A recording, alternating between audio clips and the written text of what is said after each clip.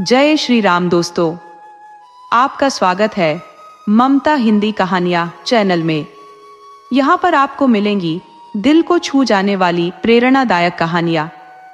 अगर आपको हमारी कहानियां पसंद आए तो वीडियो को लाइक करें, चैनल को सब्सक्राइब करें और अपने सुझाव कमेंट में जरूर दें। आपके सहयोग से आपका अपना चैनल ज्यादा से ज्यादा लोगों तक पहुंच पाए। धन्यवाद।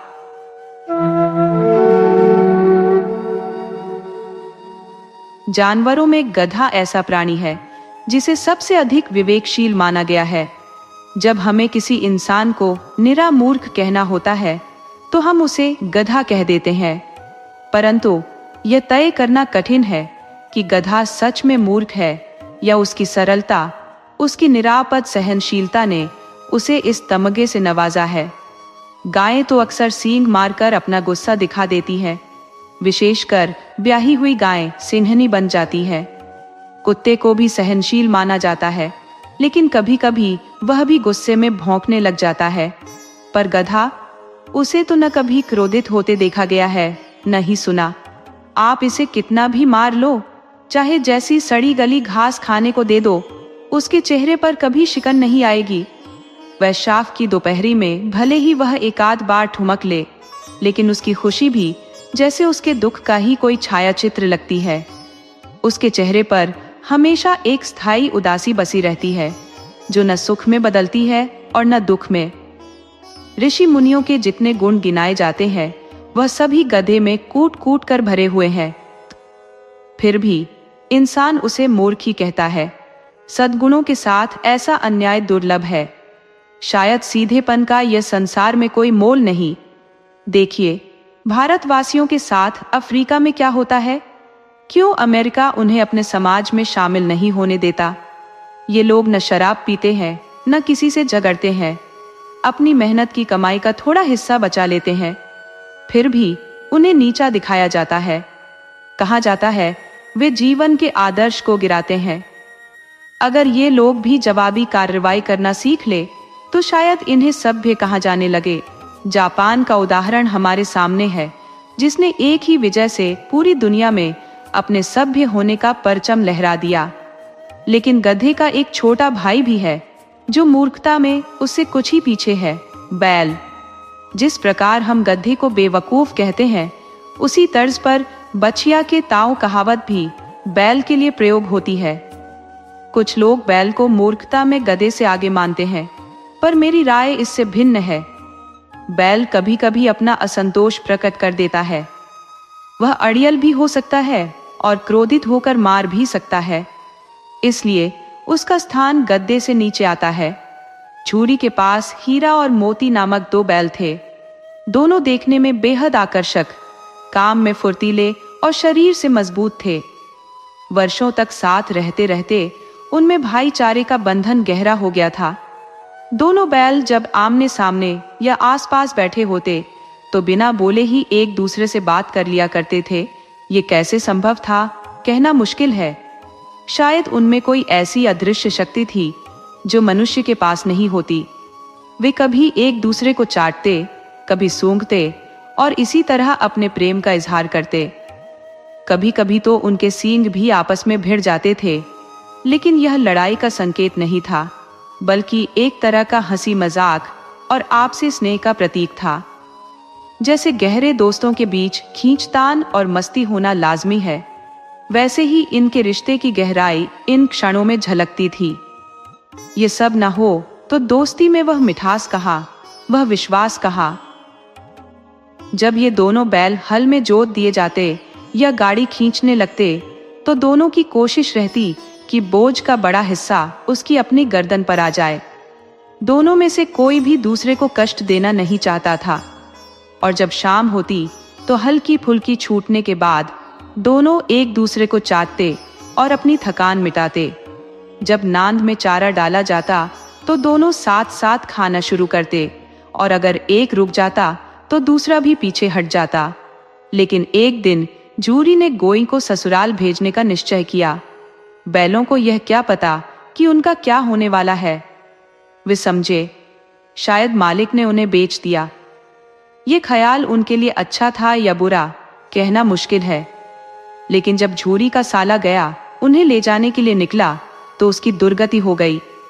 पीछे से हाँकता तो वे बगल में भागते, आगे से खींचता तो पीछे की तरफ जोर लगाते। जब वह मारता तो दोनों सींग झुकाकर गुर्राने लगते। अगर बैलों को बोलने की ताकत होती तो वे झूरी से जरूर पूछते, हमने तुम्हारी सेवा में क्या कमी छोड़ी थी? अगर मेहनत कम पड़ रही थी तो हमें और काम देते। हमें तो अपनी जान तक गंवाने में गुरेज न होता। तुमने जो दिया हमने चुपचाप खा लिया, फिर हमें इस अजनबी के हवाले क्यों किया? शाम को जब दोनों बैल नए ठिकाने पर पहुंचे तो भूख से बेहाल थे, लेकिन जब उनके सामने नांद रखी गई तो उन्होंने उसमें मोह तक नहीं डाला। उनका मन भारी था। जिस जगह को वे अपना घर समझते थे वह अब पीछे छूट चुका था। यह नया स्थान, नए लोग और नया माहौल उनके लिए बिल्कुल पराया था। दोनों बैलों ने अपनी मूक भाषा में विचार विमर्श किया, एक दूसरे की ओर चुपचाप देखा और जैसे ही गांव नींद में डूबा उन्होंने अचानक जोर लगाकर मजबूत पगहे तोड़ डाले। ये रस्सियां इतनी मजबूत थी कि कोई सोच भी नहीं सकता था कि बैल उन्हें तोड़ सकते हैं, लेकिन उस पल उनमें असीम ताकत का संचार हो चुका था। एक झटके में सारी रस्सियां टूटकर गिर पड़ी। सुबह जब झूरी जागा तो उसने देखा कि दोनों बैल अपनी पुरानी चरनी के पास खड़े हैं। उनकी गर्दनों में अभी भी आधे आधे रस्सों के टुकड़े लटक रहे थे और उनके पैरों पर घुटनों तक कीचड़ जमा था। उनकी आंखों में एक अद्भुत विद्रोही स्नेह की झलक थी। झौरी यह दृश्य देखकर भाव विभोर हो गया। उसने दौड़कर दोनों को गले से लगा लिया।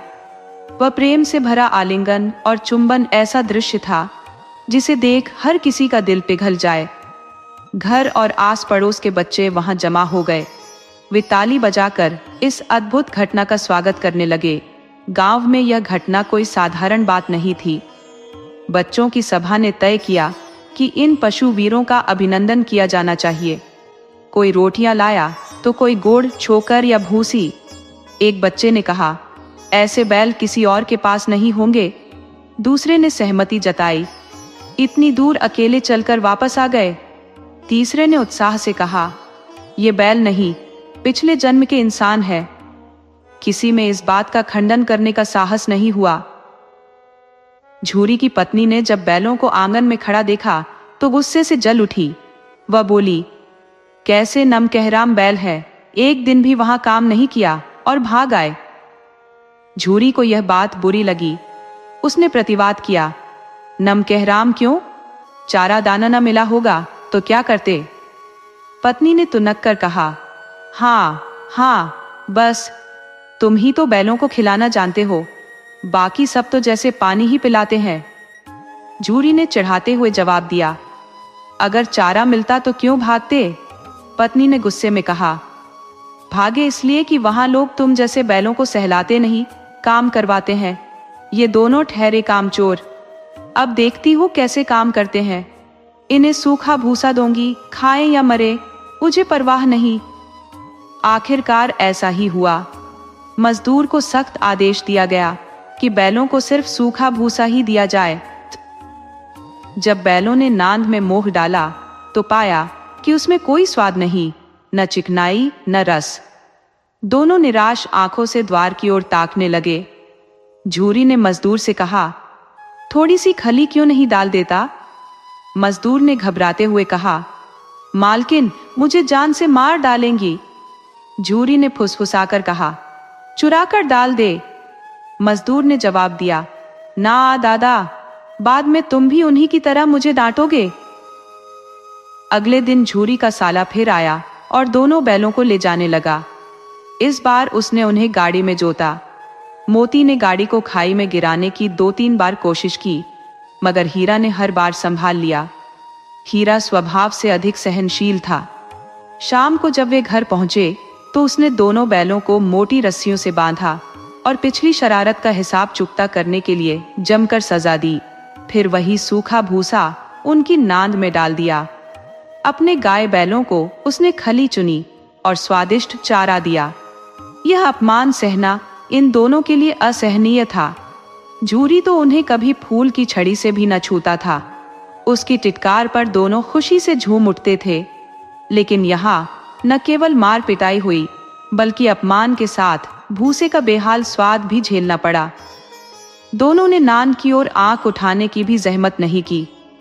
अगले दिन गया ने उन्हें हल में जोता, लेकिन बैलों ने जैसे पाम न उठाने की कसम खा ली थी। वह उन्हें मारते मारते थक गया, मगर दोनों अपनी जगह से टस से मस न हुए। गया ने क्रोध में आकर हीरा की नाक पर डंडे बरसाए। ये देखकर मोती का गुस्सा 7वें आसमान पर पहुंच गया। वह हल लेकर दौड़ पड़ा। हल, रस्सी, जुआ, सब कुछ टूट फूट कर बिखर गया। अगर गले में मोटी रस्सियां न होती तो दोनों को पकड़ना मुश्किल था। हीरा ने मूक भाषा में मोती से कहा, भागना बेकार है।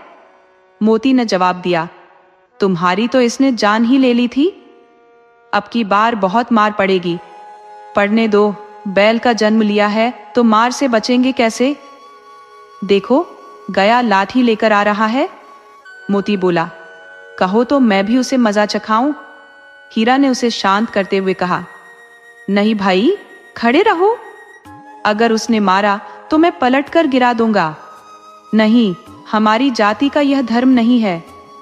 मोती खून का घूंट पीकर शांत हो गया। दया 2 आदमियों को साथ लेकर आ गया।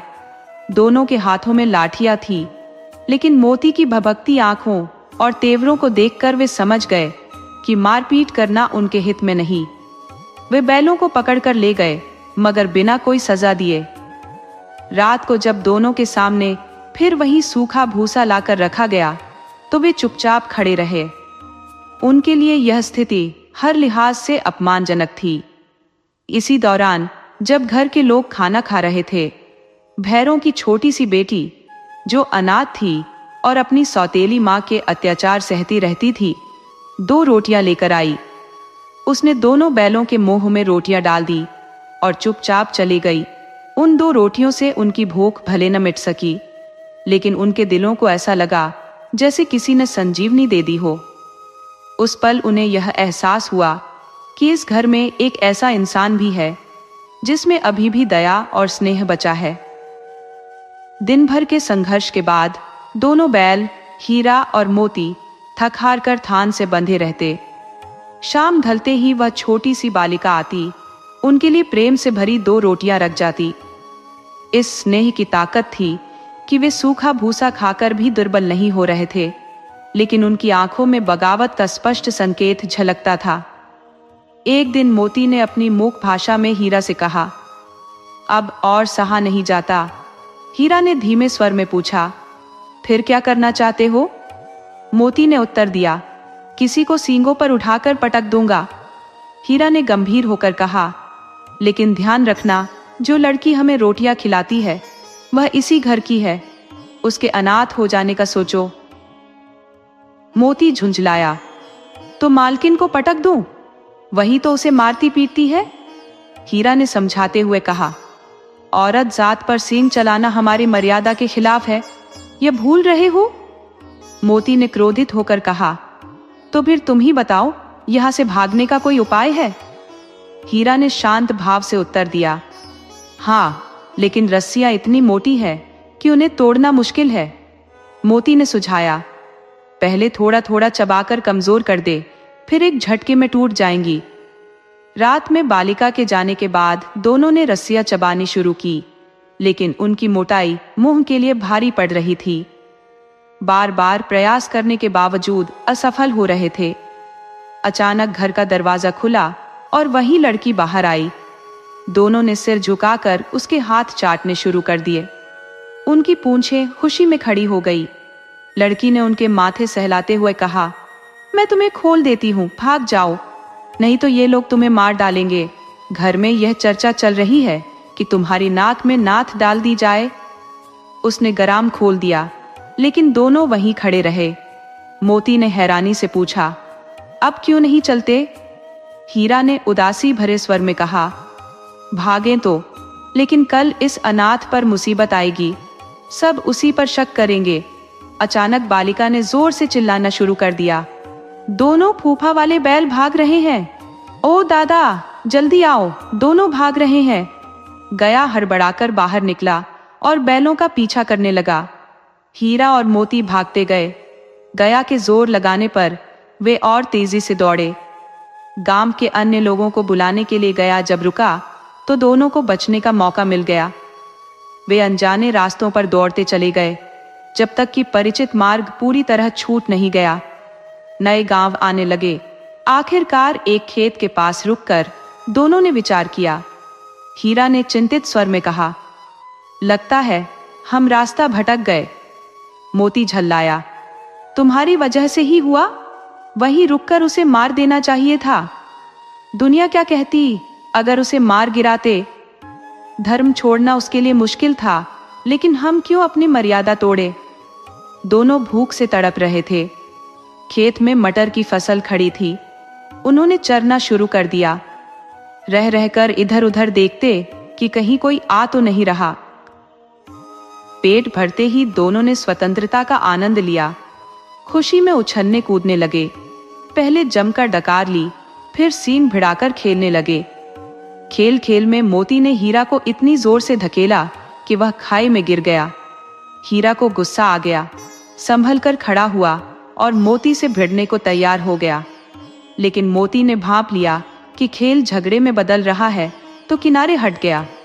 तभी एक भयंकर आवाज सुनाई दी। कोई सांड गरजता हुआ उनकी ओर चला आ रहा था। सांड नहीं, पूरा पहाड़ था। उससे भिड़ना मतलब मौत को गले लगाना। लेकिन न भिड़ने पर भी जान बचने की उम्मीद नहीं थी। दोनों बैल परेशान होकर बगलें झांकने लगे। मोती ने मूक भाषा में कहा, बुरी फंसे, जान बच पाएगी। हीरा ने गंभीरता से उत्तर दिया, वह घमंड में चूर है। न विनती सुनेगा न मिन्नत। तो भाग चलते हैं। भागना कायरता है तो फिर यहीं मरने का इरादा है। मैं तो भागता हूं, और अगर वह पीछा कर ले तो फिर जल्दी कोई उपाय सोचो। हीरा ने विचार किया और कहा, सुनो, दोनों मिलकर हमला करें। मैं सामने से चोट करूंगा, तुम पीछे से। दोहरी मार पड़ेगी तो शायद भाग जाए। अगर वह मेरी तरफ झपटे तो तुम बगल से उसके पेट में सींग घुसेड़ देना। यह जोखिम भरा है, पर यही आखिरी रास्ता है। दोनों ने जान हथेली पर रखकर हमला किया।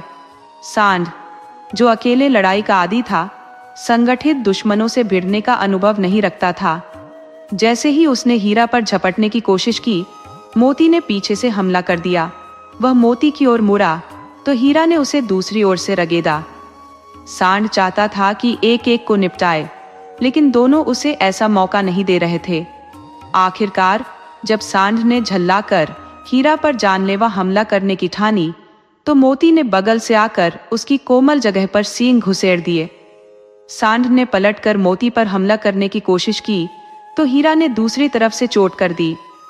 बार बार चोट खाकर वह थक गया। आखिर में जख्मी हालत में वह भाग खड़ा हुआ। दोनों बैल विजय की खुशी में झूमते हुए लौटे। मोती ने कहा, मेरा तो मन हो रहा था कि उसे खत्म ही कर दूं। हीरा ने उसे डांटते हुए कहा, गिरे हुए दुश्मन पर वार नहीं करना चाहिए। ये सब दिखावा है। बैरी को ऐसा परास्त करना चाहिए कि दोबारा सिर न उठा सके। पहले ये सोचो कि अब घर तक कैसे पहुंचा जाए। पहले कुछ पेट पूजा कर लें, फिर सोचते हैं। सामने ही मटर का खेत था। मोती ने छलांग लगाई और खेत में घुस गया। हीरा ने बहुत समझाने की कोशिश की, लेकिन मोती के कानों पर जू तक न रेंगी। अभी उसने मुश्किल से 4-5 कौर ही खाए थे कि खेत के रखवाले लाठियां लेकर दौड़ पड़े। दोनों को घेर लिया। हीरा तो किनारे था, मौका पाकर भाग निकला, लेकिन मोती सींचे हुए खेत के बीच था। उसके खुर कीचड़ में धंस गए। वह हिल भी न सका। आखिरकार उसे पकड़ लिया गया। हीरा ने देखा कि उसका साथी मुश्किल में है तो वह भी लौट पड़ा। सोच लिया, अगर फंसना है तो दोनों फंसेंगे। रखवालों ने उसे भी धर दबोचा।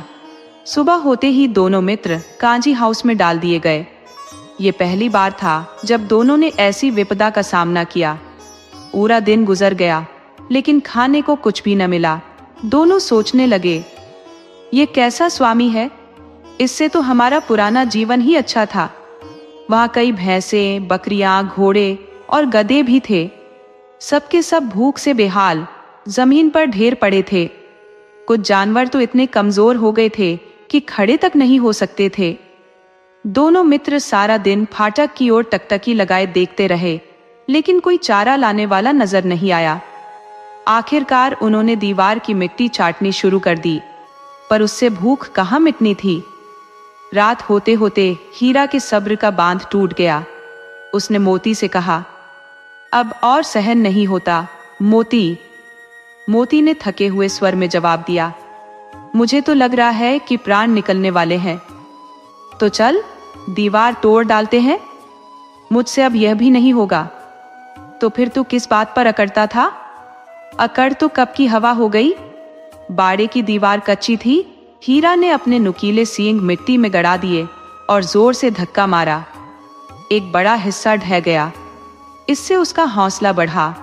उसने दौड़ दौड़ कर दीवार पर वार करना शुरू कर दिया। हर चोट के साथ दीवार की मिट्टी झड़ती रही। इसी बीच कांजी हाउस का चौकीदार लालटेन लेकर जानवरों की गिनती करने पहुंच गया। उसने हीरा को दीवार तोड़ते देखा तो बिना सोचे समझे लाठियां बरसानी शुरू कर दी। हीरा को मोटी रस्सी से कसकर बांध दिया गया। मोती ने लेटे लेटे ताना मारा, तो आखिरकार मार खाई। क्या मिला? हीरा ने बेफिक्री से जवाब दिया, अपने बूते जितना हो सका उतना किया। मोती ने जल्लाकर कहा, ऐसा जोर मारने का क्या फायदा जो और मुसीबत खड़ी कर दे। हीरा ने ठंडे स्वर में जवाब दिया, मैं जोर लगाता रहूंगा चाहे जितने भी बंधन आए। मोती ने चेतावनी दी, यह जिद तुझे जान से हाथ धोने पर मजबूर कर देगी। हीरा ने अटल स्वर में कहा, तो फिर वही सही। मरना तो तय ही है। अगर दीवार गिर जाती तो कितनी जानें बच जाती। यहाँ बंद भाई बंधु सब दम तोड़ने की कगार पर है। अगर ऐसे ही रहा तो कुछ दिनों में सब खत्म हो जाएंगे। हाँ, बात में दम है, तो फिर मैं भी अपनी ताकत लगाता हूँ। मोती ने दीवार पर सींग मारा। थोड़ा सा मलबा गिरा और उसका हौसला बढ़ा। फिर तो वह पूरी ताकत से दीवार को टक्कर देने लगा, जैसे किसी विरोधी को मात देने की होड़ में लगा हो। करीब 2 घंटे की जद्दोजहद के बाद दीवार ऊपर से लगभग 1 हाथ गिर गई। इस पर उसने और जोर लगाया तो आधी दीवार धराशायी हो गई। दीवार गिरते ही जो जानवर मरणासन्न पड़े थे, उनमें जैसे नई जान आ गई। तीनों घोड़ियां फुर्र से भाग निकली। उनके पीछे बकरियां भी तेजी से निकल गई। भैंसें भी खिसक गई, लेकिन गधे अपनी जगह से टस से मस नहीं हुए। हीरा ने पूछा, तुम दोनों क्यों खड़े हो? भागते क्यों नहीं? एक गधे ने हिचकते हुए कहा, अगर फिर पकड़ लिए गए तो क्या हुआ? अभी तो भागने का सही मौका है। हमें डर लगता है, हम यहीं रहेंगे। आधी रात बीत चुकी थी। दोनों गधे अभी भी उलझन में खड़े थे, भागे या ना भागे। उधर मोती हीरा की रस्सी खोलने की पूरी कोशिश कर रहा था। आखिरकार हार मानने पर हीरा ने कहा, तुम जाओ, मुझे यहां पड़ा रहने दो। शायद किस्मत साथ दे और हम फिर मिले। मोती की आंखों में आंसू आ गए। उसने कहा, क्या तुम मुझे इतना स्वार्थी समझते हो? इतने दिनों तक हम साथ रहे। आज जब तुम संकट में हो तो मैं तुम्हें छोड़कर कैसे जा सकता हूं? हीरा ने चिंता जताते हुए कहा, तुम्हें बहुत मार पड़ेगी। सब समझ जाएंगे कि यह सब तुम्हारी करतूत है। मोती ने गर्व से उत्तर दिया, जिस गुनाह के लिए तुम्हारे गले में रस्सी बांधी गई, अगर उसके लिए मुझे मार पड़े तो इसमें शर्म कैसी? कम से कम इतना तो हुआ कि 9-10 जानवरों की जिंदगी बच गई। उनका आशीर्वाद ही मेरे लिए काफी है। ये कहकर मोती ने गधों को सींग मार मार कर बाड़े से बाहर निकाल दिया। फिर अपने दोस्त के पास आकर लेट गया। सुबह होते ही मुंशी, चौकीदार और बाकी कर्मचारी हक्के बक्के रह गए। उस खलबली का वर्णन करना मुश्किल है। बस इतना समझ लो कि मोती की जमकर पिटाई हुई और उसे भी मोटी रस्सी से बांध दिया गया। 1 हफ्ते तक दोनों मित्र रस्सियों से बंधे वहीं पड़े रहे। किसी ने चारे का एक तिनका तक नहीं डाला। हाँ, एक बार पानी दिखा दिया जाता था, यही उनका सहारा था। भूख और थकावट से दोनों इतने कमजोर हो गए थे कि खड़ा होना भी मुश्किल हो गया। उनकी हड्डियां तक झलकने लगी थी। एक दिन बाड़े के सामने अचानक नगाड़े की आवाज गूंजने लगी। दोपहर होते होते वहां एक भीड़ जमा हो गई। 50-60 लोग खड़े थे, उत्सुकता से टकटकी लगाए। तभी दोनों मित्रों को बाहर लाया गया। लोग उनकी हालत देख निराश चेहरों के साथ लौट जाते। ये मृत प्राय बैल, जिनकी आंखों में अब चमक न बची थी, कौन खरीदता? तभी एक दाढ़ी वाला कठोर चेहरा, लाल आंखें लिए आदमी सामने आया। वह दोनों के कूल्हों में उंगली गड़ाकर उनकी हालत जांचने लगा। उसकी दृष्टि इतनी भेदक थी कि दोनों बैलों के दिल कांप उठे। उन्हें तुरंत समझ आ गया कि यह आदमी कौन है और क्या करने आया है। दोनों ने एक दूसरे को भयभीनी नजरों से देखा और सिर झुका लिया। हीरा ने धीमे स्वर में कहा, गया के घर से भागना बेकार था, अब तो जान बचना मुश्किल है। मोती ने आहत स्वर में उत्तर दिया, कहते हैं भगवान सब पर दया करते हैं, फिर हमें क्यों भूल गए? हीरा बोला, शायद उनके लिए हमारी मौत और जिंदगी बराबर है। चलो, अच्छा ही है, कम से कम कुछ दिन उसके पास तो रहेंगे।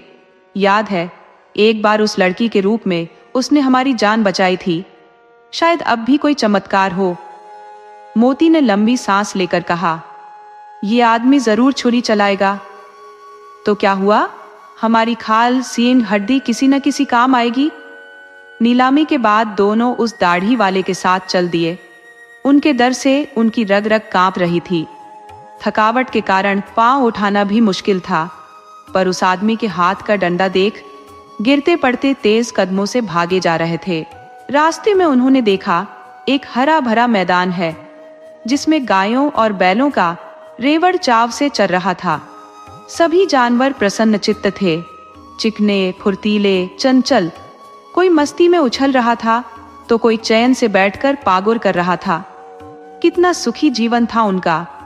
पर उन्हें यह देखकर खिन्नता हुई कि कोई उनकी हालत को लेकर चिंतित नहीं था। चलते चलते दोनों को अचानक एक परिचित रास्ता दिखा। अरे, यह तो वही रास्ता है जिससे गया हमें ले गया था। उन्होंने उत्साह से चारों ओर देखा। वही खेत, वही बाग और गांव नजर आने लगे। दोनों की रफ्तार तेज हो गई। थकावट का नामो निशान नहीं रहा। मोती खुशी से चहका, ये तो अपना हार है, वही कुआं जहां हम पानी खींचते थे। हीरा ने गर्व से सिर ऊंचा किया और कहा, भगवान की कृपा है। मोती ने मुस्कुराते हुए जवाब दिया, अब मैं सीधा घर भागूंगा।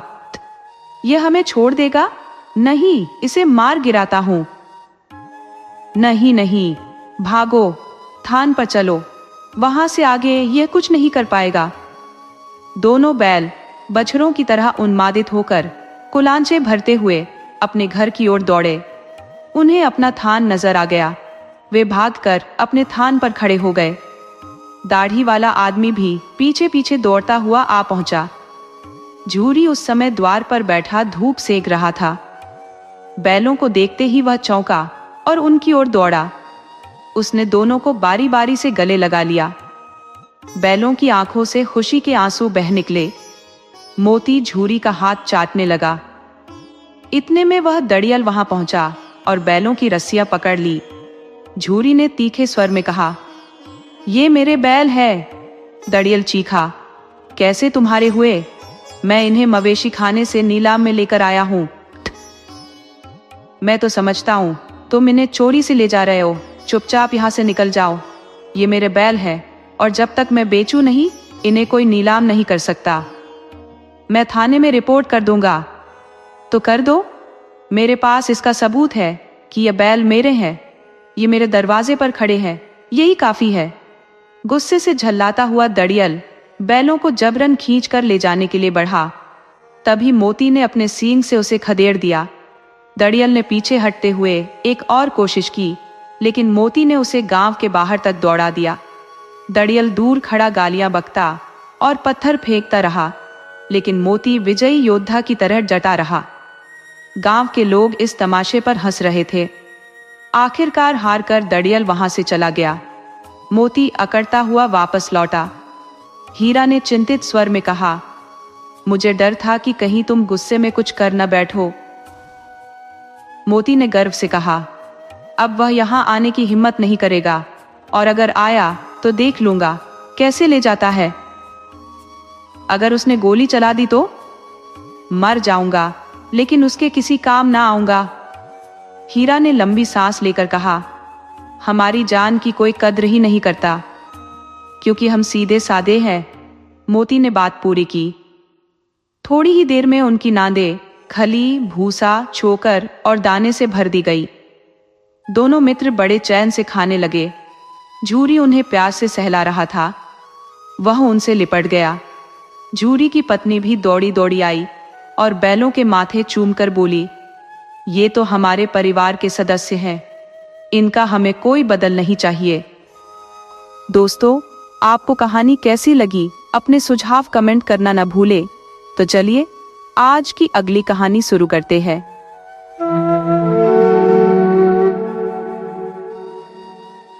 मनहर ने गहरी आत्मीयता से कहा, यह सब तुम्हारी अनगिनत कुर्बानियों का ही परिणाम है वागी।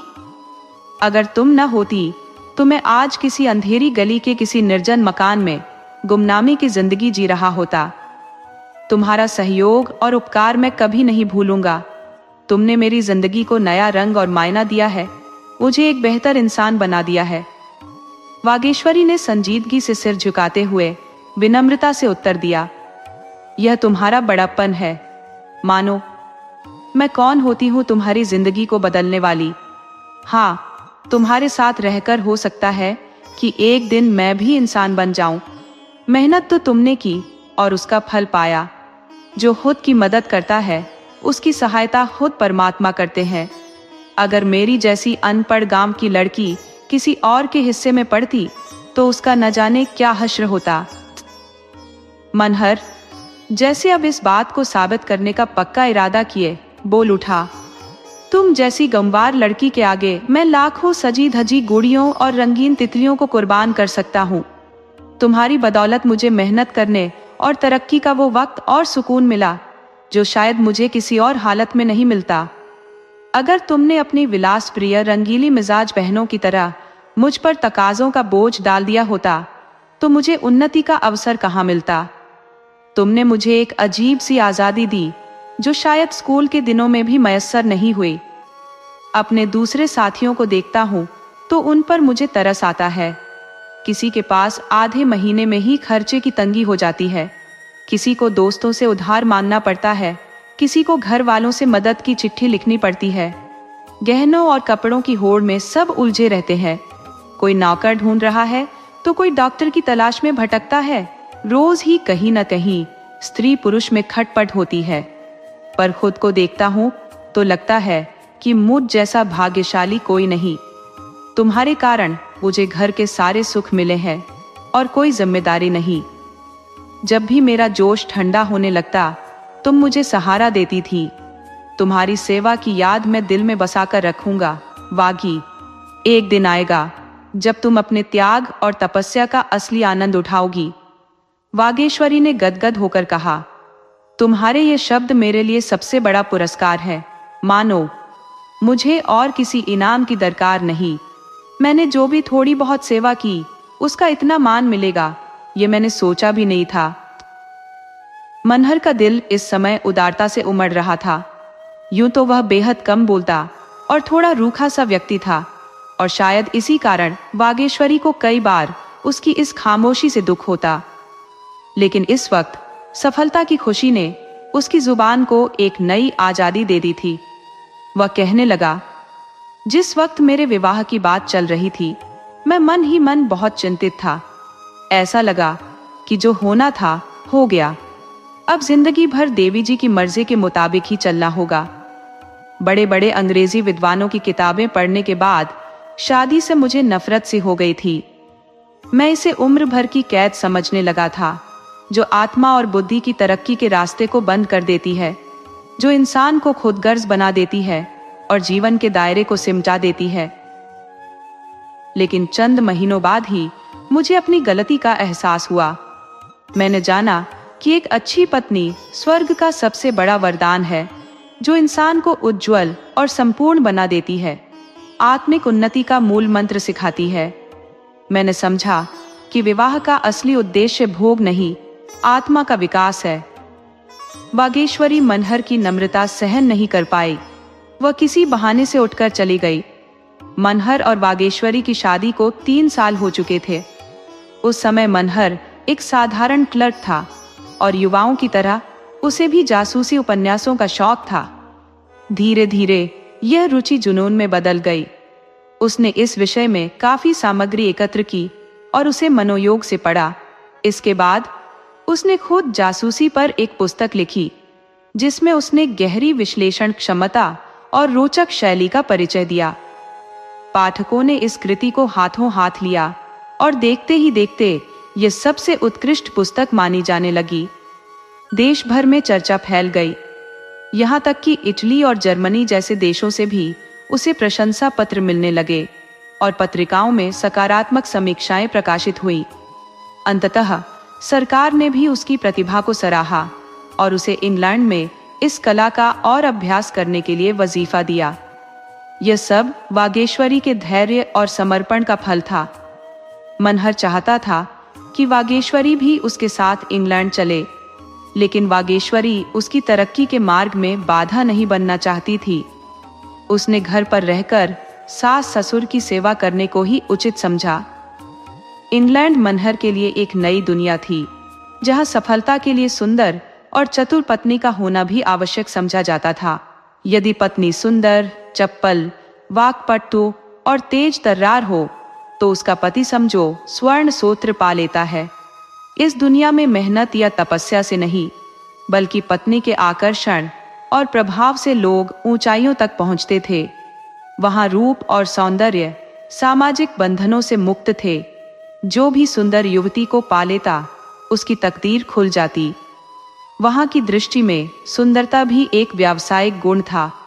सिर्फ 1 साल अंग्रेजी समाज में रहते हुए मनहर के विचारों में आमूलचूल बदलाव आ गया। अब उसके व्यक्तित्व में सांसारिकता हावी हो गई थी और भावनाओं का स्थान तुच्छ हो गया था। वागेश्वरी, जो कभी उसकी प्रेरणा स्रोत थी, अब उसकी महत्वाकांक्षाओं के पैमाने पर खोटी मालूम होने लगी। अब उसका त्याग और सेवा भी उसे फीकी प्रतीत होती थी, क्योंकि उसकी दृष्टि में हर वस्तु का मूल्य अब उसकी भौतिक उपयोगिता पर निर्भर था। इंग्लैंड की रंगीनी में वागेश्वरी का वह सादा दीपक अब धुंधला पड़ चुका था। मनहर ने अपने भविष्य का फैसला कर लिया था। उसने तय किया कि वह भी एक सुंदर युवती के माध्यम से अपने लक्ष्यों को प्राप्त करेगा। उसे अब कोई और उपाय नहीं सूझ रहा था।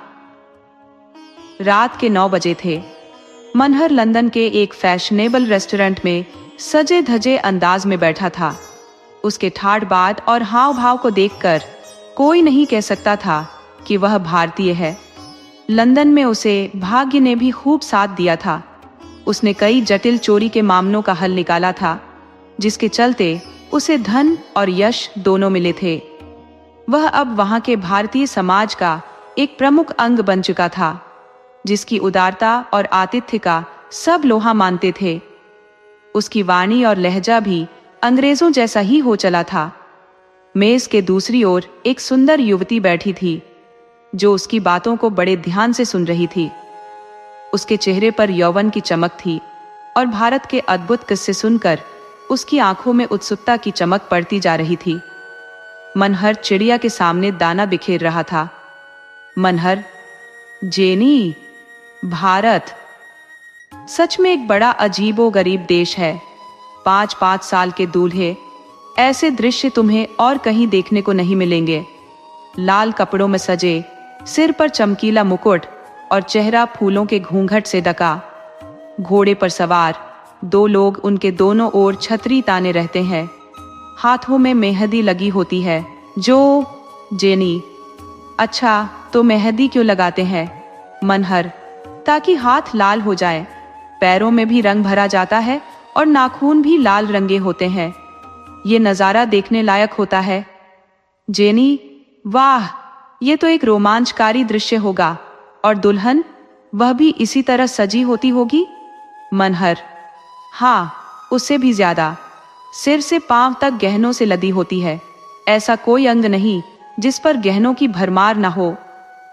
जेनी: तो तुम्हारी भी इसी तरह शादी हुई थी? मजा आया होगा तुम्हें? जी नांस। मनहर: हाँ, वैसा ही मजा जैसे तुम्हें मेरी गो राउंड पर घूमने में आता है। अच्छी अच्छी चीजें खाने को मिलती है, अच्छे कपड़े पहनने को मिलते हैं, नाच तमाशा देखने का अवसर मिलता है और शहनाई की धुन सुनने का लुत्फ। असली मजा तो तब आता है जब दुल्हन अपने घर से विदा होती है। घर में कोहराम मच जाता है। वह सबसे गले मिलकर रोती है जैसे मातम कर रही हो। जेनी: पर दुल्हन रोती क्यों है? मनहर: यह एक रिवाज है। सब जानते हैं कि वह हमेशा के लिए नहीं जा रही, फिर भी ऐसा लगता है जैसे उसे काले पानी भेजा जा रहा हो। जेनी: मुझे तो इस पर हंसी आएगी। मनहर: हंसी की बात ही है। जेनी: तुम्हारी बीवी भी रोई थी? मनहर: अरे मत पूछो, ऐसे पछाड़े खा रही थी मानो मैं उसे गला घोंट दूंगा। पालकी से भाग निकलने की कोशिश कर रही थी, पर मैंने कसकर अपनी बगल में बिठा लिया। तब वह मुझे दांत काटने पर उतारू हो गई। मिस जेनी जोर से हंसी और हंसते हंसते लोटपोट हो गई। बहुत अजीब, बहुत अजीब। अब भी दांत काटती है क्या? मनहर: अब वो इस दुनिया में नहीं रही जेनी। मैं उससे खूब काम लेता था।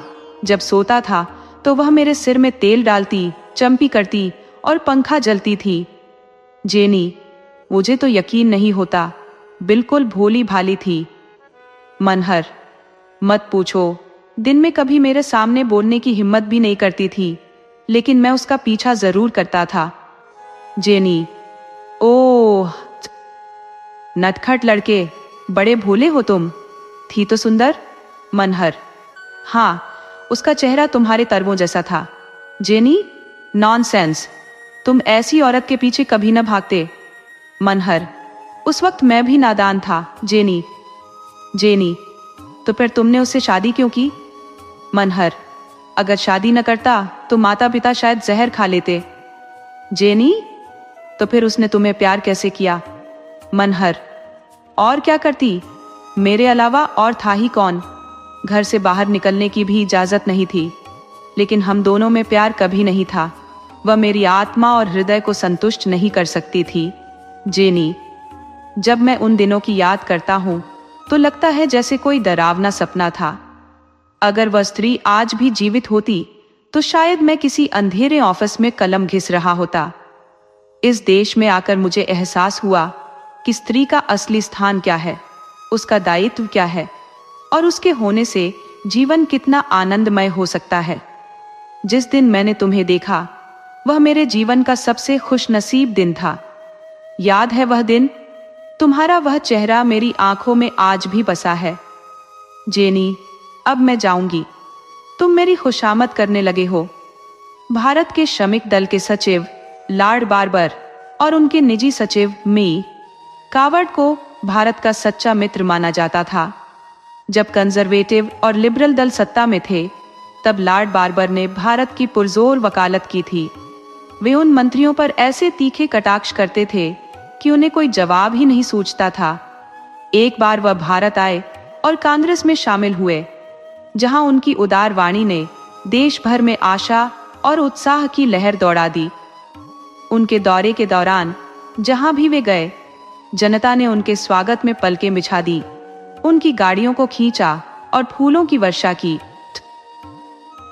हर ओर एक ही आवाज गूंजती थी, ये है भारत का उद्धारक।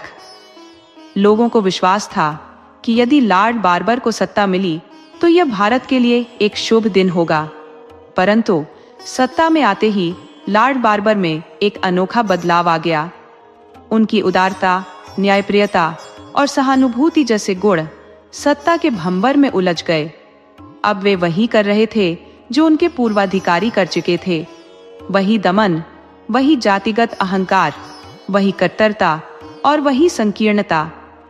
एक देवता सत्ता की कुर्सी पर बैठते ही अपना देवत्व खो बैठा था।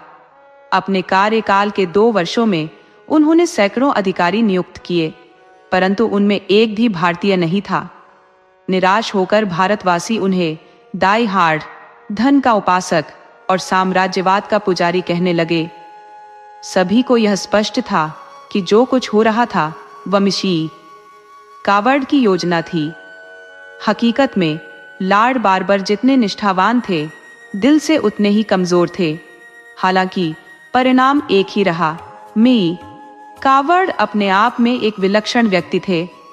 40 की उम्र पार कर चुके थे, पर अब तक विवाह नहीं किया था।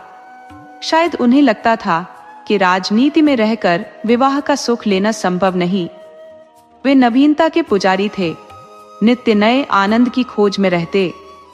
दूसरों के लगाए बगीचों का आनंद लेना उन्हें अपना बाग लगाकर उसकी देखभाल करने से कहीं अधिक सरल प्रतीत होता था। दोपहर का समय था। मिसाइल कावर्ड नाश्ता कर सिगार पी रहे थे। तभी मिस जेनी रोज के आगमन की सूचना मिली। उन्होंने शीशे के सामने खड़े होकर अपना रूप निहारा, बाल संवार कर बहुमूल्य इत्र लगाया और मुस्कान के साथ कमरे से निकलकर मिस रोज का स्वागत किया। जेनी ने अंदर कदम रखते ही कहा, अब समझ में आया कि कोई सुंदर नारी आपसे क्यों दूरी बनाए रखती है।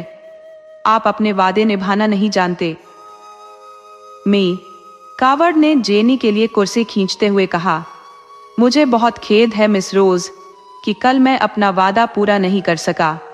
निजी सचिव का जीवन कुत्ते के जीवन से भी बुरा है।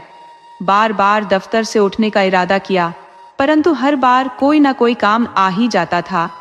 मैं आपसे क्षमा चाहता हूँ। रात का आयोजन कैसा रहा? जेनी ने कहा, मैं तुम्हें ढूंढती रही। जब तुम नहीं मिले तो मन खट्टा हो गया। मैं और किसी के साथ नहीं नाची। अगर तुम्हें नहीं आना था तो मुझे निमंत्रण क्यों दिया?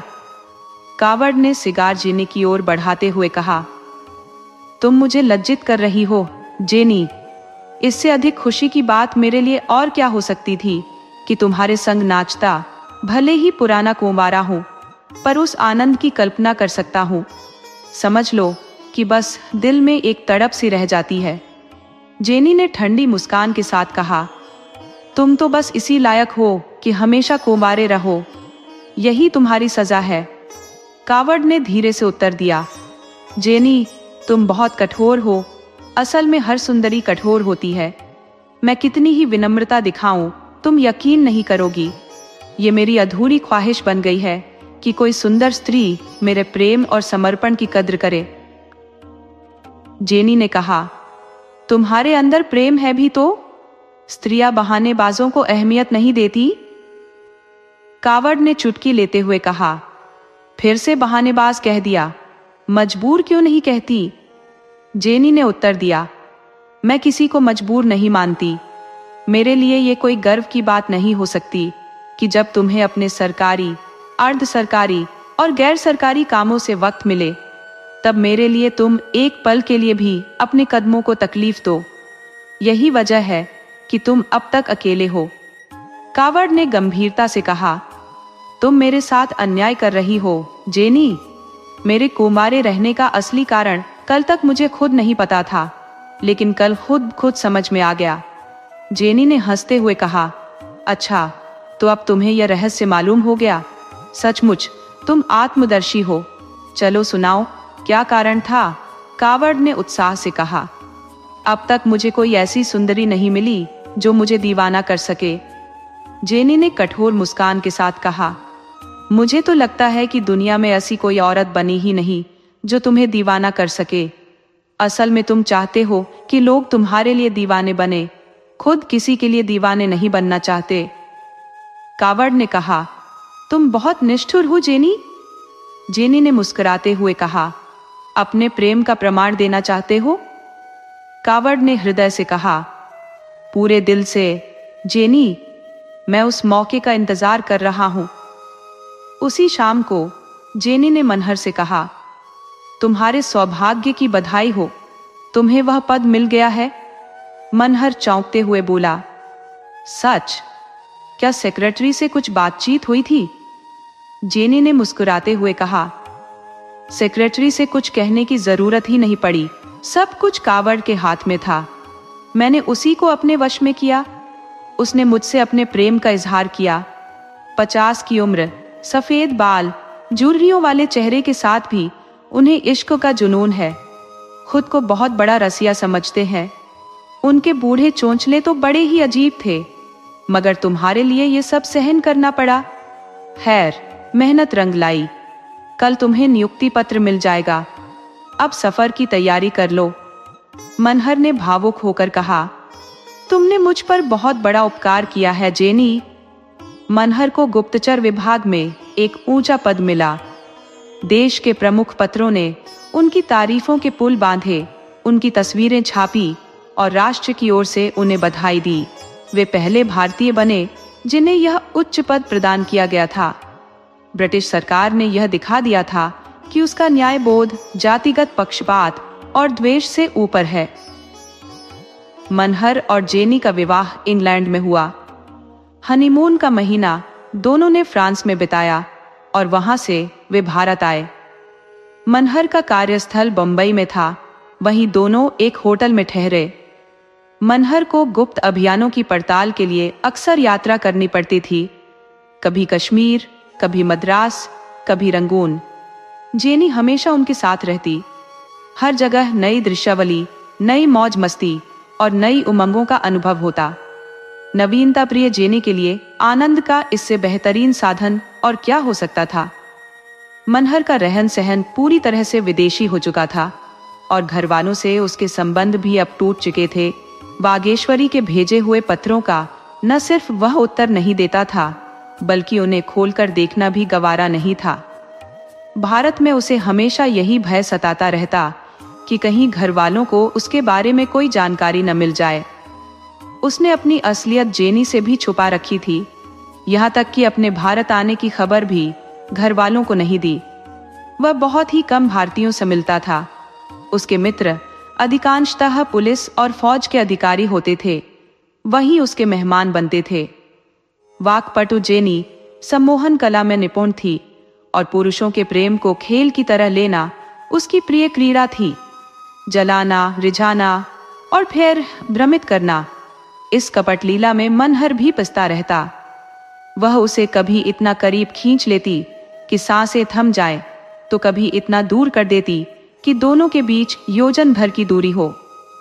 उसके इस व्यवहार में एक रहस्य छुपा था, जिसे कभी मनहर समझ पाता तो कभी असमंजस में पड़ जाता। इसी तरह 2 वर्ष बीत गए और दोनों एक दूसरे से 2 कोनों की भुजाओं की तरह दूर होते गए। मनहर के मन में यह भावना घर कर गई थी कि जेनी का उसके प्रति कुछ कर्तव्य होना चाहिए, भले ही यह उसके संकीर्ण विचारों की उपज हो या कुल मर्यादा का असर। वह जेनी को बंधन में देखना चाहता था। जेनी की स्वच्छंद प्रवृत्ति उसे अप्रिय और लज्जास्पद लगती थी। मनहर इस उम्मीद में था कि समय के साथ जेनी को अपने दायित्व का एहसास होगा, लेकिन यह बात उसे समझनी चाहिए थी कि टेढ़ी नींव पर खड़ी इमारत एक दिन धराशायी हो ही जाती है। इसके विपरीत जेनी का व्यवहार बिल्कुल स्वाभाविक था। उसने मनहर को सिर्फ विलास और मनोरंजन का साधन समझा था और वह अब भी उसी विचार पर कायम थी। उसके लिए पति बनना कभी जीवन का स्वप्न नहीं रहा और वह खुद को मनहर के प्रति किसी भी दायित्व से बंधा हुआ नहीं मानती थी। अगर मनहर अपनी मेहनत की कमाई उसके कदमों में रखता है तो यह उसकी महती कृपा नहीं है। मनहर उसके द्वारा निर्मित पुतला और लगाया हुआ पेड़ था, जिसकी छाया और फल का भोग करना वह अपना अधिकार समझती थी। इस मतभेद के चलते मनमुटाव बढ़ता गया। मनहर ने आखिरकार जेनी के साथ सामाजिक आयोजनों और पार्टियों में जाना छोड़ दिया, लेकिन जेनी बिना किसी संकोच के अपने मौज मस्ती में लगी रहती, दोस्तों से मिलती, पार्टियों का आयोजन करती और उनमें भाग लेती। मनहर का उसके साथ न होना उसे तनिक भी दुख या निराशा नहीं देता, बल्कि शायद उसकी इस उदासीनता से वह और भी प्रसन्न होती। मनहर अपने इस मानसिक क्लेश को शराब में डुबाने का प्रयास करता। उसने पीना इंग्लैंड में ही शुरू कर दिया था, पर अब उसकी मात्रा में काफी वृद्धि हो गई थी। वहां वह खुशी और जोश के लिए पीता था और यहाँ उसने उसे दर्द मिटाने का जरिया बना लिया था। उसका स्वास्थ्य भी धीरे धीरे बिगड़ने लगा और शराब ही उसकी जिंदगी का एकमात्र सहारा बन गई। गर्मियों का मौसम था। मनहर एक मामले की तहकीकात के लिए लखनऊ में डेरा जमाए हुए था। मामला बेहद संगीन था और उसे काम से सिर उठाने की फुर्सत भी नहीं मिलती थी। स्वास्थ्य भी दिन ब दिन गिरता जा रहा था, जबकि जेनी अपने सैर सपाटों में मग्न थी। आखिरकार एक दिन उसने कहा, मैं नैनीताल जा रही हूं, यहाँ की गर्मी मुझसे सहन नहीं होती।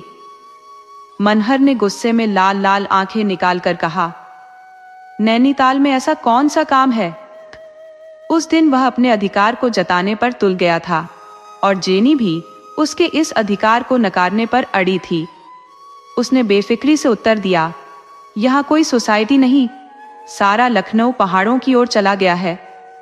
मनहर ने तलवार म्यान से निकालते हुए दृढ़ स्वर में कहा, जब तक मैं यहाँ हूं तुम्हें कहीं भी जाने का अधिकार नहीं है। तुम्हारी शादी मुझसे हुई है, न कि इस समाज से, और तुम देख रही हो कि मैं बीमार हूं, इसके बावजूद तुम्हारी विलास प्रियता कम नहीं होती। मुझे तुमसे ऐसी उम्मीद न थी जेनी। मैंने तुम्हें सम्मान दिया था, कभी सपने में भी यह ख्याल न आया था कि तुम मेरे साथ इस प्रकार की बेवफाई करोगी। जेनी ने एक ठंडी नजर से उत्तर दिया, तो क्या तुम्हारा मानना था कि मैं भी तुम्हारी भारतीय स्त्री की तरह तुम्हारी दासी बनकर रहूंगी और तुम्हारे पैर दबाऊंगी? मैं तुम्हें इतना भोला समझती थी, परंतु यदि तुम्हें हमारी अंग्रेज सभ्यता का यह सरल सा नियम नहीं मालूम, तो अब समझ लो कि अंग्रेज स्त्रियां केवल अपनी रुचि के प्रति वफादार होती हैं। तुमने मुझसे विवाह इसीलिए किया था ताकि मेरी सहायता से तुम्हें मान सम्मान और पद मिल सके। अधिकांश पुरुष ऐसा ही करते हैं और तुमने भी वही किया, परंतु जब तुम्हारा वह उद्देश्य पूर्ण हो गया तो अब तुम मुझसे और अधिक की अपेक्षा क्यों करते हो? तुम भारतीय हो और अंग्रेज नहीं बन सकते। मैं अंग्रेज हूं और कभी भारतीय नहीं बन सकती, इसलिए हम दोनों में से किसी का अधिकार नहीं कि एक दूसरे पर अपना हुक्म चलाए। मनहर अवाक सा बैठा सुनता रहा। हर शब्द उसके गले में झर की घूंट की तरह उतर रहा था। कितनी कठोर सच्चाई थी।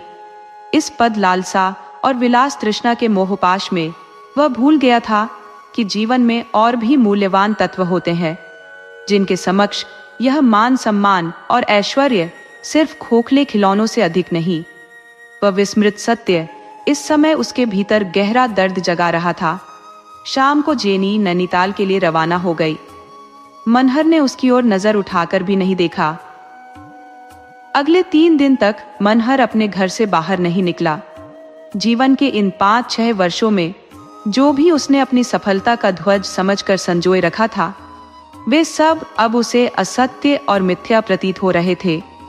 उसकी अपमानित आत्मा के पास अकेले में रोने के सिवा और कोई मार्ग नहीं था।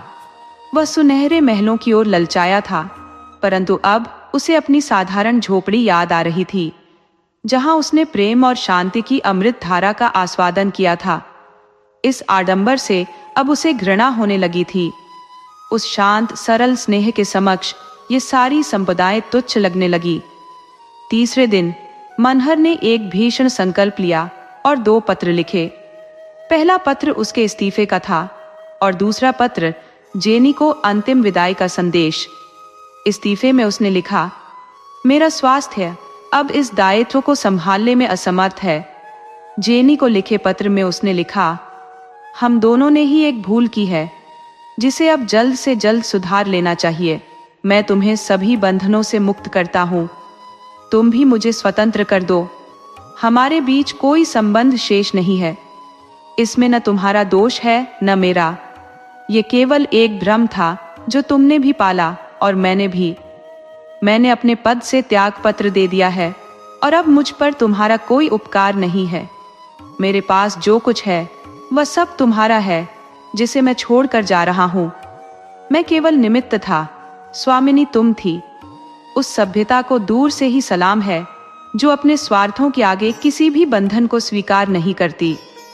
उसने खुद जाकर इन पत्रों की रजिस्ट्री कराई और बिना किसी उत्तर की प्रतीक्षा किए जाने के लिए तैयार हो गया। जेनी ने मनहर का पत्र पढ़ा तो उसके होठों पर हल्की सी मुस्कान खिल उठी। उसे मनहर की मनः स्थिति को साधने का अब इतना अभ्यास हो चुका था कि इस पत्र से उसे कोई घबराहट महसूस नहीं हुई। उसे पूरा यकीन था कि कुछ चिकनी चुपड़ी बातें कर वह एक बार फिर मनहर को अपने प्रभाव में ले आएगी। अगर मनहर की असल इच्छा वाकई ठेस के कारण होती तो वह कब का यह जगह छोड़ चुका होता, या उसका रुकना बस एक दिखावा था, मानो महज एक बनावटी धमकी देने की कोशिश कर रहा हो। जेनी ने धैर्य से अपने वस्त्र बदले और ऐसे मनहर के कमरे में दाखिल हुई मानो किसी नाटक के मंच पर अभिनय के लिए आई हो। जैसे ही उसने मनहर को देखा, उसने एक अजीब ठहाका लगाया, जिसे सुनकर जेनी एक पल को सहम गई। उस हंसी में क्रोध का लेश नहीं था, बल्कि उसमें एक तरह की सनक और विह्वलता झलक रही थी। मेज पर शराब की बोतल और गिलास पड़े हुए थे। न जाने उस दिन मनहर ने कितनी शराब गटक ली थी। उसकी आंखें जैसे खून से लाल हो उठी थी। जेनी ने उसके कंधे पर हाथ रखकर धीरे से कहा, क्या पूरी रात बस पीते ही रहोगे? चलो अब आराम से सो जाओ, रात बहुत हो गई है। कब से तुम्हारा इंतजार कर रही हूं। तुम इतने कठोर तो पहले कभी नहीं थे। मनहर खोए हुए स्वर में बड़बड़ाया, तुम कब आई वागी? देखो मैं कब से तुम्हें पुकार रहा हूं। चलो आज वहीं चलते हैं, उसी नदी के किनारे जहां तुम अपना प्यारा गीत सुनाया करती थी। तुम्हें लगता है कि मैं बेपरवाह हूं? ये तो तुम्हारा अन्याय है वागी।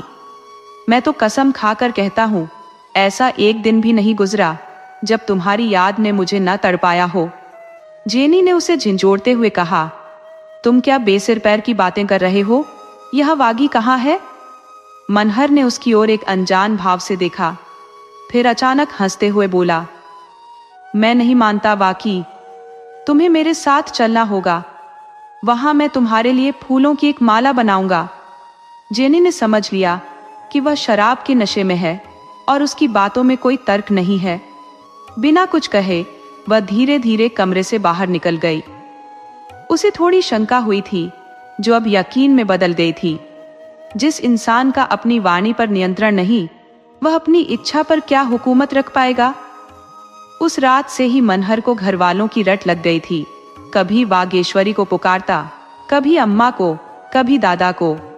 उसकी आत्मा अपने अतीत में विचरने लगी, उस अतीत में जब जेनी की छाया ने उसकी जिंदगी में प्रवेश नहीं किया था और वागेश्वरी अपनी सरलता से उसके जीवन में रोशनी भर देती थी। अगली सुबह जेनी ने उससे जाकर कहा, तुम इतनी शराब क्यों पीते हो? अपनी हालत देखो, क्या हो रही है? मनहर ने उसे हैरान होकर देखा। तुम कौन हो? जेनी ने उसे याद दिलाते हुए कहा, तुम मुझे नहीं पहचानते? इतनी जल्दी भूल गए? मनहर ने निर्विकार भाव से कहा, मैंने तुम्हें कभी नहीं देखा, मैं तुम्हें नहीं जानता। जेनी ने अब अधिक वार्तालाप नहीं किया। उसने मनहर के कमरे से शराब की सभी बोतलें हटवा दी और नौकरों को सख्त हिदायत दे दी कि उसे एक घूंट भी शराब न दी जाए। अब वह समझ गई थी कि मनहर की स्थिति पहले से कहीं अधिक चिंताजनक हो गई थी। मनहर का स्वस्थ रहना उसके लिए अनिवार्य था। उसी के सहारे वह अपनी जिंदगी की चाल चल रही थी। शिकार का मजा तो घोड़े के साथ ही आता है, घोड़े के बिना वह आनंद कहाँ। मगर एक सप्ताह बीतने पर भी मनहर की हालत में कोई सुधार नहीं हुआ। वह न मित्रों को पहचानता था, न नौकरों को। बीते 3 वर्षों का जीवन उसके लिए बस एक स्वप्न सा मिट चुका था। 7वें दिन जब जेनी सिविल सर्जन को लेकर आई तो मनहर का कहीं अता पता नहीं था। 5 वर्षों बाद वागेश्वरी का टूटा हुआ सुहाग उसे फिर याद आया। माता पिता अपने पुत्र के वियोग में रो रो कर अंधे हो गए थे। वागेश्वरी भी निराशा में धैर्य और आशा का दीप जलाए बैठी थी। उसका मायका संपन्न था। बार बार संदेशे आते, कभी पिता आते, कभी भाई, परंतु संयम और विश्वास की मूरत बनी वागेश्वरी अपने घर से टस से मस नहीं हुई। जब मनहर भारत लौटा तो वागेश्वरी को खबर मिली कि वह विदेश से एक अंग्रेज महिला लेकर आया है। फिर भी वागेश्वरी को उम्मीद थी कि वो आएगा, लेकिन उसकी यह आशा भी धुंधला गई। फिर एक दिन उसे सुनने को मिला कि वह ईसाई बन चुका है, अपनी परंपराओं और विचारों से मुंह मोड़ लिया है। यह सुनकर वागेश्वरी ने अपने भाग्य को कोस लिया। धीरे धीरे घर की हालत बिगड़ने लगी, जैसे अनंत काल के लिए बरसात रुक गई हो और जीवन का समुद्र सूखने लगा हो। पहले घर बिका, फिर थोड़ी सी जमीन भी नीलाम हुई, फिर गहनों का भी नंबर आ गया, और फिर केवल आसमान की छत और निर्धनता की छांव ही शेष रह गए। कभी चूल्हा जलता, कभी बुझा ही रह जाता। एक दिन संध्या को वागेश्वरी पानी भरने कुएं पर गई। तभी एक थका हुआ, दुखों का मारा, अनजान चेहरा कुएं की जगत पर आ बैठा। उसने देखा, वो मनहर था। तुरंत ही उसने घूंघट खींच लिया। आंखों को विश्वास नहीं हो रहा था, परंतु हृदय में आनंद और विस्मय की लहरें दौड़ने लगी। रस्सी और कलसा वहीं छोड़कर वह तुरंत घर की ओर भागी और सास से बोली, अम्मां जी, जरा कुएं पर जाकर देखिए कौन आया है। सास ने कहा, तू पानी लेने गई थी या मेला देखने? घर में पानी का एक बूंद भी नहीं है, कौन आया है कुएं पर? वागेश्वरी ने जवाब दिया, चल कर देख लो ना। सास ने संकोच के साथ कहा, कोई सैनिक होगा, उनके सिवाय अब कौन आ सकता है? कोई महाजन तो नहीं है? नहीं अम्मा, बस आप चलिए। बूढ़ी माता तरह तरह की आशंकाएं लेकर कुएं पर पहुंची, और जैसे ही मनहर उनके चरणों में झुका, उन्होंने उसे अपने सीने से लगा लिया। माता ने पूछा, तुम्हारी ये हालत कैसे हो गई बेटा? क्या तुम बीमार हो? सामान कहाँ है? मनहर ने उत्तर दिया, पहले कुछ खाने को दो अम्मा, बहुत भूखा हूं। मैं दूर से पैदल ही चला आ रहा हूं। गांव में खबर आग की तरह फैल गई कि मनहर लौट आया है। लोग उसे देखने दौड़ पड़े। वे जानना चाहते थे कि वह किस शान से आया है, क्या वह ऊंचे पद पर है, क्या वह विदेशी बीवी के साथ है या नहीं। परंतु जब उन्होंने देखा तो सामने एक विपत्ति का मारा, थका हारा आदमी था। कपड़े फटे, बाल बिखरे, जैसे किसी जेल से छूटा हो। सबकी जिज्ञासाएं बरस पड़ी। हमने तो सुना था कि तुम ऊंचे पद पर हो, क्या ये सच नहीं? मनहर ने याद करने की कोशिश की, लेकिन जैसे वह किसी भूले हुए सपने को पकड़ न सका। मैं तो किसी ऊंचे पद पर नहीं हूं।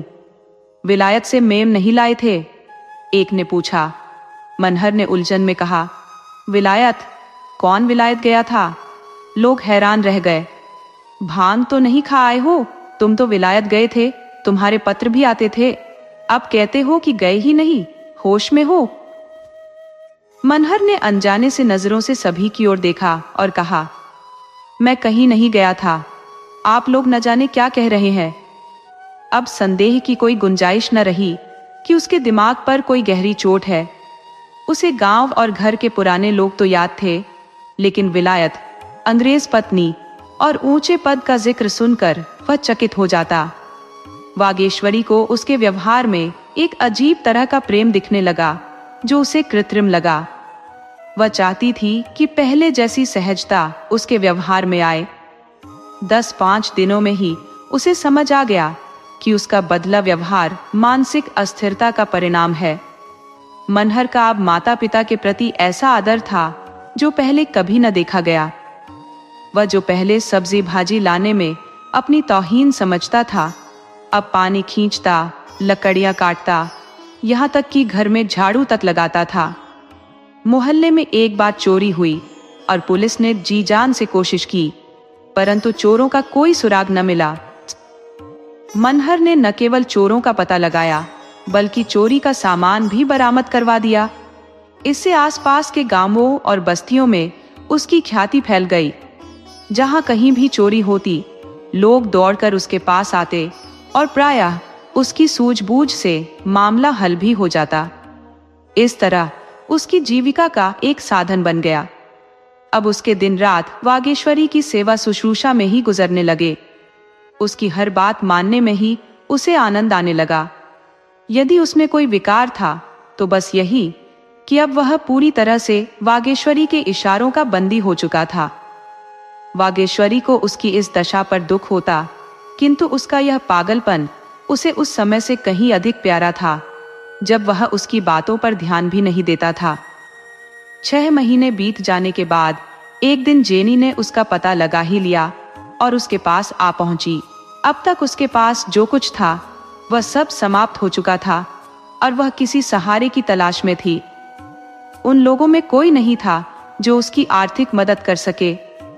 संभवतः जेनी को अब अपनी गलती का एहसास हो रहा था और वह अपने के पर शर्मिंदा भी थी।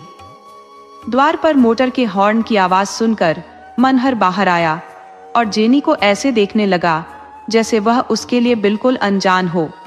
जेनी ने मोटर से उतरकर हाथ मिलाया और अपना दुखड़ा सुनाने लगी। तुम मुझसे छिपकर ऐसे क्यों चले आए और फिर लौटकर एक पत्र तक नहीं लिखा? आखिर मैंने तुम्हारे साथ क्या बुरा किया था? यदि तुम्हें मुझ में कोई खोट दिखी तो सीधे मुझे चेतावनी दे सकते थे। बिना बताए चले आने से क्या फायदा हुआ? वो सुनहरा अवसर भी हाथ से निकल गया। मनहर स्थिर खड़ा रहा, जैसे उसकी भावनाओं को लकवा मार गया हो। जेनी ने फिर कहा, तुम्हारे बिना मेरे ऊपर कई संकट आए, जिन्हें सुनोगे तो हिल जाओगे। मैं इसी चिंता और दुख में बीमार हो गई। तुम्हारे बगैर जीवन निरर्थक सा हो गया। तुम्हारी तस्वीर देख देख कर खुद को संभालती थी। तुम्हारे पत्रों को बार बार पढ़ना ही मेरा एकमात्र सुख था। चलो, मेरे साथ चलो। मैंने एक डॉक्टर से बात की है जो मस्तिष्क के विकारों का विशेषज्ञ है। मुझे आशा है कि उसके इलाज से तुम्हें लाभ होगा। मनहर बिना कुछ बोले निस्पृह सा खड़ा रहा, जैसे न कुछ देख रहा हो न सुन रहा हो। तभी वागेश्वरी बाहर आई। जेनी को देखते ही समझ गई कि यही उसकी अंग्रेज सौत है। उसने जेनी को आदर सहित अंदर बुला लिया। मनहर भी उनके पीछे पीछे चला आया। जेनी ने टूटे फूटे पलंग पर बैठते हुए कहा, इन्होंने मेरा जिक्र किया होगा। मेरी इनसे लंदन में शादी हुई थी। वागेश्वरी ने कहा, मैं तो आपको देखकर ही समझ गई थी। जेनी ने पूछा, इन्होंने कभी मेरा जिक्र नहीं किया? वागेश्वरी बोली, कभी नहीं। इन्हें तो शायद कुछ याद भी नहीं। यहाँ आने में आपको काफी कष्ट हुआ होगा। जेनी ने कहा, कई महीनों के बाद इनका पता चला। वहां से बिना कुछ कहे ही चले आए। आपको कुछ पता है इन्हें क्या बीमारी है? वागेश्वरी ने ठंडे स्वर में कहा, शराब बहुत पीने लगे थे। किसी डॉक्टर को नहीं दिखाया? जेनी ने तिरस्कार से कहा, क्यों? क्या आप इन्हें हमेशा बीमार रखना चाहती है? वागेश्वरी ने शांतिपूर्वक कहा, मेरे लिए तो इनका बीमार रहना ही बेहतर है।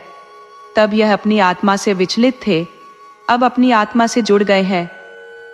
फिर उसने निर्दयता से जोड़ा, मेरे विचार में तो वह तब बीमार थे, अब स्वस्थ हो चुके हैं। जेनी ने चिढ़कर कहा, बकवास। इनकी किसी विशेषज्ञ से चिकित्सा करानी होगी। ये जासूसी में अत्यधिक निपुण है।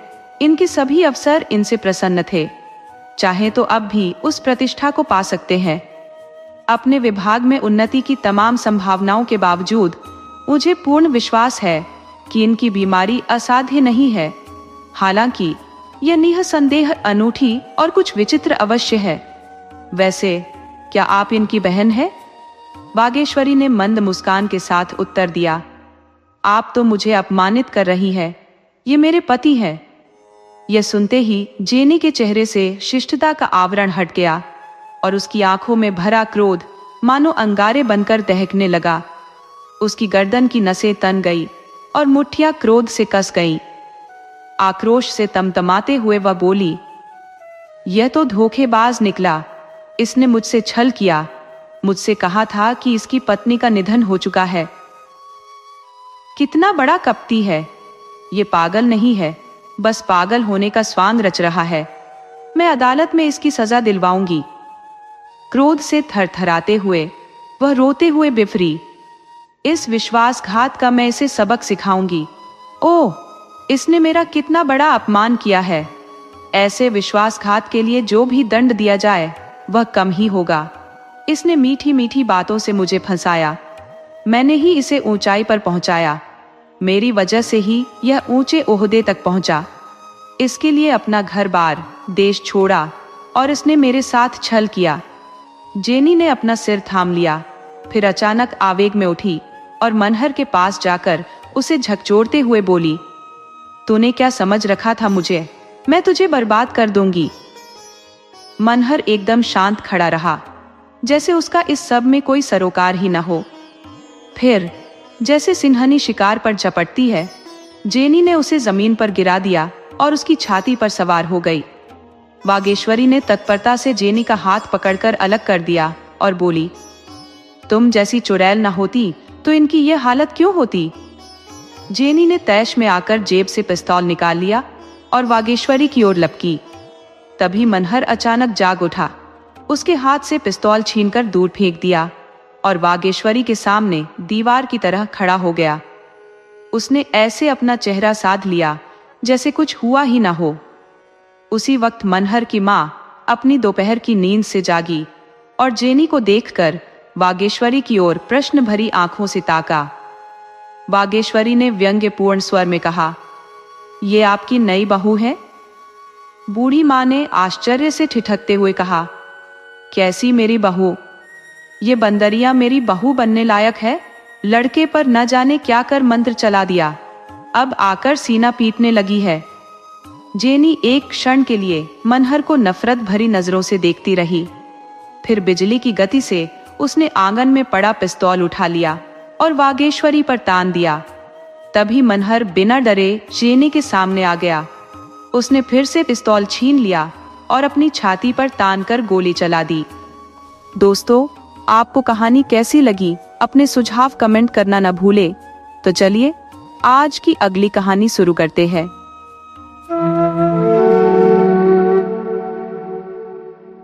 घर की चार दीवारी में इंसान कभी कभी बादशाह को भी खरी खोटी सुनाने से नहीं चूकता। ऐसा ही एक दिन था जब मैं अपने 2-3 मित्रों के साथ बैठा हुआ था और हम एक राष्ट्रीय संस्था के सदस्यों पर तीखी आलोचनाओं की बरसात कर रहे थे। हमारी सोच यह थी कि राष्ट्रीय सेवा से जुड़े लोगों को लोभ और स्वार्थ से परे होना चाहिए। केवल उच्च और पवित्र आदर्शों के सहारे ही राष्ट्र की सच्ची सेवा संभव है। लेकिन कुछ लोगों के आचरण ने हमें अंदर तक झकझोर दिया था। हम अपने दिल की भड़ास निकाल रहे थे। शायद अगर हम भी उन्हीं परिस्थितियों में होते तो हमसे भी गलतियां होती। लेकिन उस समय तो हम विचारक की कुर्सी पर बैठे थे। विचारकों को यह भ्रम जल्दी हो जाता है कि वे निष्पक्ष हैं, जबकि उनके भीतर भी कमजोरियां होती हैं।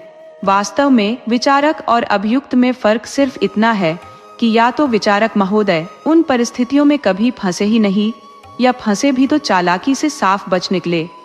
तभी पद्मा देवी ने तीखे स्वर में कहा, महाशय, एक काम तो बड़े जोश खरोश से करते हैं, पर अगर हिसाब किताब देखा जाए तो उनके जिम्मे 1000 से कम का घपला नहीं निकलेगा। इस पर उर्मिला देवी बोली, खैर, का को माफ किया जा सकता है, उनके बाल बच्चे हैं और आखिर उनके भरण पोषण के लिए भी तो कुछ चाहिए। जब वह 24 घंटे सेवा कार्य में जुटे रहते हैं तो कुछ न कुछ उनका हक बनता है। वैसे भी इतनी योग्यता का व्यक्ति 500 रुपये मासिक वेतन पर भी न मिलता। अगर उन्होंने साल भर में 1000 खर्च कर डाले तो यह बहुत बड़ी बात नहीं। लेकिन महाशय तो पूरी तरह बेफिक्र है, न जोरू न जाता, अल्लाह मियाँ से नाता। फिर भी उनके खाते में भी 1000 से कम का गबन नहीं होगा। किसी को क्या अधिकार है कि गरीबों का धन मोटरों और दावतों पर फूंक डाले? श्यामा देवी ने तमतमाते हुए कहा, महाशय, गा को इसका जवाब देना होगा। ये सिलसिला ऐसे ही नहीं चल सकता। हम लोग दर दर भिक्षा मांगते हैं ताकि कोई अमीर ज्यादा दावतें उड़ाए, शराब पिए और मुजरे देखे। रोज सिनेमा की सैर हो रही है। गरीबों का धन इस तरह लुटाने के लिए नहीं है। हर पाई पाई का हिसाब देना पड़ेगा। मैं तो भरी सभा में इनकी पोल खोल दूंगी। इन्हें चाहिए कि 500 रुपये वाली नौकरी पकड़ ले और यहाँ से हट जाए। राष्ट्र की सेवा करने वाले और लोग भी आ जाएंगे। मैं भी कभी इस संस्था का मंत्री रह चुका था। ये कहने में गर्व है कि मेरे ऊपर कभी ऐसा कोई इल्जाम नहीं लगा। लेकिन पता नहीं क्यों लोग मेरे कार्यकाल से खुश नहीं थे। लोगों का मानना था कि मैं अपनी जिम्मेदारियों को पर्याप्त समय नहीं देता था और मेरे कार्यकाल में संस्था ने ऐसा कोई उल्लेखनीय काम नहीं किया जिससे उसकी प्रतिष्ठा बढ़ती। इसीलिए जब मैंने इस्तीफा दिया तो लोगों को लगा कि मैंने रूठकर ऐसा किया है। हकीकत ये थी कि मैं अपने पद से बिना किसी कलंक के अलग हुआ, लेकिन महाशय अग है कि बड़े आराम से हजारों रुपये गबन करने के बावजूद उसी पद पर डटे हुए हैं। क्या यह मेरे भीतर उनके प्रति ईर्ष्या का बीज बोने के लिए पर्याप्त कारण नहीं था? मैं एक चालाक खिलाड़ी की तरह खुद को पर्दे के पीछे रखता था, मगर डोर खींचने का काम जारी रहता। मैंने हल्का प्रतिवाद किया, देवी जी, आप अन्याय कर रही हैं। महाशय से अधिक समर्पित और दिलेर शायद ही कोई हो। मेरी बात काटते हुए उर्मिला ने तपाक से कहा, मैं ऐसे व्यक्ति को दिलेर नहीं मानती जो चोरी छिपे जनता के पैसे से शराब उड़ाए। जिन शराब की दुकानों पर हम धरना देने जाते थे, उन्हीं दुकानों से उनके लिए शराब लाई जाती थी। इससे बड़ी बेवफाई और क्या होगी? मैं ऐसे इंसान को गद्दार कहती हूँ। मैंने बात को मोड़ते हुए कहा, लेकिन यह तो तुम मानोगी कि महाशय अपने प्रभाव से हजारों रुपए का चंदा जुटा लाते हैं। विलायती कपड़े के बहिष्कार का श्रेय उन्हें न मिले तो किसे दिया जाए? उर्मिला को झुकना कहाँ आता था। उन्होंने झट से जवाब दिया, उन्हें चंदे संस्था के नाम पर मिलते हैं। व्यक्तिगत रूप से एक पैसा भी ला सके तो बात करे। जहां तक विलायती कपड़े की बात है, जनता नामों की पूजा करती है, महाशय की तारीफें हो रही है, लेकिन सच्चाई ये है कि इसका श्रेय हमें मिलना चाहिए। वह तो कभी किसी दुकान पर गए भी नहीं। अब तो पूरा शहर इस बात पर चर्चा कर रहा है। चंदा मांगने जाओ तो लोग उल्टे आरोप लगाने लगते हैं। आखिर कितने लोगों का मुंह बंद करेंगे? आप तो अपने को जाति का सेवक कहते हैं, मगर आचरण ऐसा कि शोहदों को भी शर्म आ जाए। ऐसे विलास प्रिय लोगों के हाथों देश का उद्धार नहीं हो सकता। इसके लिए त्याग चाहिए। ये चर्चा जारी ही थी कि भगवती देवी आ गई। बेचारी चंदा मांगने निकली थी, थकी हारी चलती हुई इधर आ पहुंची। जब यहाँ की पंचायत देखी तो रम गई। उनके साथ उनकी 10 साल की बेटी भी थी, जो अक्सर इन कामों में उनका साथ देती थी। बच्ची को भूख जोरों से लगी थी। ऊपर से घर की चाबी भी भगवती के पास थी। पतिदेव दफ्तर से आ गए होंगे, घर खोलना जरूरी था, इसलिए मैंने बच्ची को उसके घर तक छोड़ने का जिम्मा उठा लिया। रास्ते में बच्ची ने धीरे से कहा, आपको पता है